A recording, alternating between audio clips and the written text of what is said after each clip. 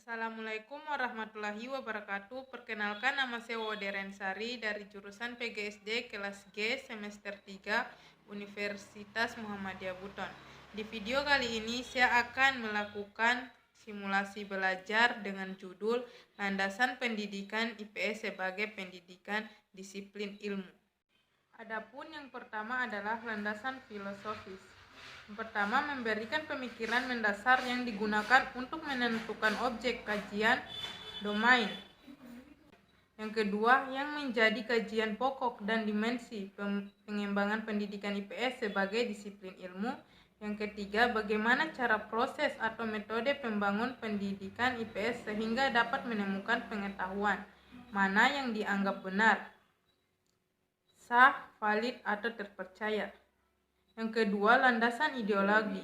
Sistem gagasan untuk memberikan pertimbangan akan menjawab pertanyaan.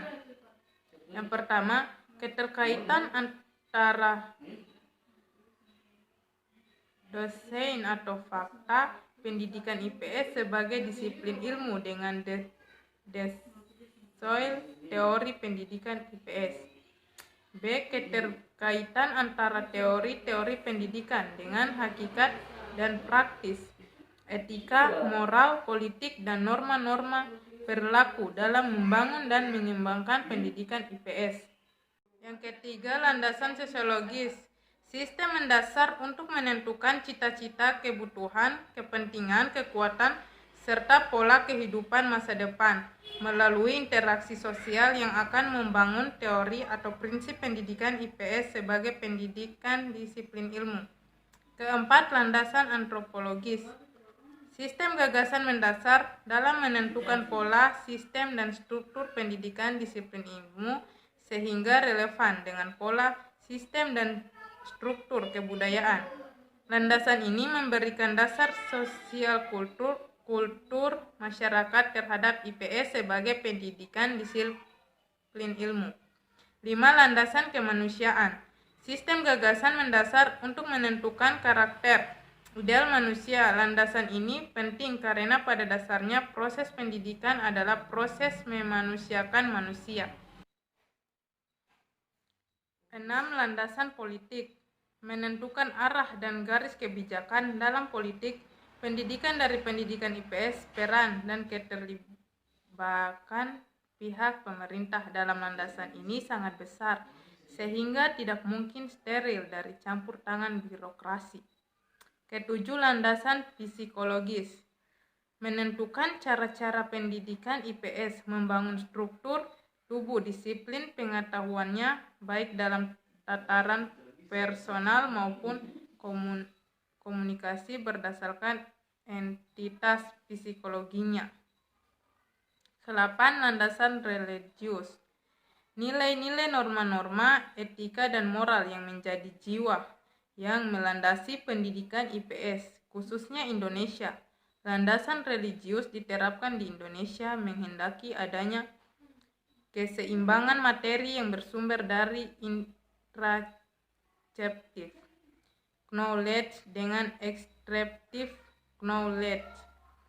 B. Landasan filosofis pendidikan IPS SD. Yang pertama, landasan filosofis guru IPS dalam perubahan zaman. Untuk menyimbangi perkembangan dan kemajuan zaman, guru harus mampu melakukan seleksi aneka kecenderungan peserta didik dalam mengarahkan proses pembelajaran pendidikan IPS. Guru harus pandai memanfaatkan kemajuan ini, tetapi tetap dalam koridor kurikulum yang dipakai. Yang kedua, landasan filosofis pembangunan kurikulum pendidikan IPS SD. Penyusunan kurikulum pendidikan IPS di SD, langkah awal didasarkan pada penetapan landasan filsafat. Apa yang akan digunakan perlu dilaksanakan bahwa landasan filosofis yang akan digunakan harus sesuai dengan cara budaya masyarakat. Pendidikan IPS di SD merupakan suatu sintetik antara disiplin ilmu pendidikan dan disiplin ilmu sosial. maka pengembangannya diarahkan untuk tujuannya pendidikan, khususnya pendidikan dasar. Berdasarkan uraian tersebut, faktor dan unsur yang terkandung dalam pendidikan IPS bermuara pada tujuan yang meliputi pembangunan intelektual, kemampuan individual, serta pesannya dalam masyarakat. Aliran filsafat, esensialisme, kecemerlangan. Ilmu harus menjadi kepedulian setiap generasi, sebab hanya melalui penguasaan ilmu, masyarakat akan berkembangan. Pengaruh pemikiran filsafat ini adalah: yang pertama, pendidikan IPS disajikan secara terpisah dengan keilmuannya itu sendiri. Yang kedua, memandang bahwa sasaran utama sekolah adalah memperkenalkan peserta didik pada karakteristik dasar alam semesta yang sudah mapan. Yang ketiga, menempatkan peserta didik sebagai peserta yang menerima warisan nilai yang ditransmisikan guru. Aliran filsafat eklektikisme merupakan perpaduan antara esensialis dengan campur tangan kepentingan pendidikan. Pendidikan IPS dilambangkan dalam bentuk pendekatan korelasi dan terpadu. Selanjutnya, aliran filsafat perennialisme liberal, artinya pengembangan intelektualisme didasarkan dan ditujukan untuk mengembangkan dan melestarikan nilai luhur bangsa. Berbicara tentang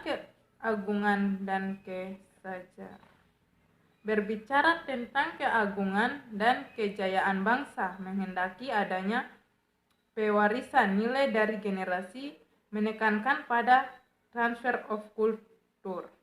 Selanjutnya, aliran filsafat progresif.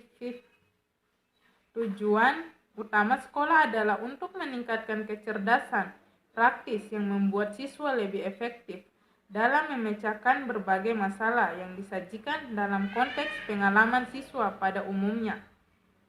Selanjutnya, aliran filsafat rekonstruksi sosial. Aliran ini memandang pendidikan sebagai wahana untuk mengembangkan kesejahteraan sosial. Sekolah harus diarahkan kepada pencapaian